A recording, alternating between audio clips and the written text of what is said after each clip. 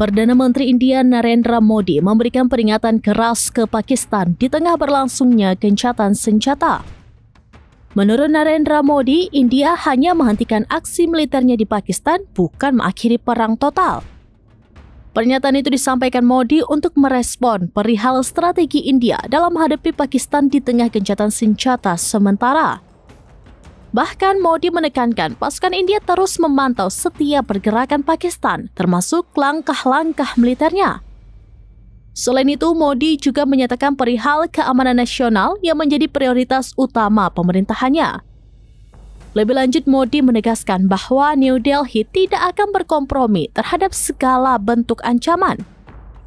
Merespon hal itu, New Delhi akan menargetkan tempat persembunyian musuh di seberang perbatasan jika ada serangan baru terhadap India.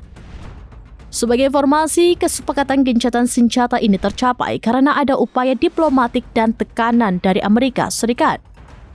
Kendati mencapai gencatan, ketegangan belum sepenuhnya reda lantaran ledakan dan tembakan masih terdengar di wilayah Kashmir, India. Hal itu terjadi beberapa jam seusai kesepakatan tercapai.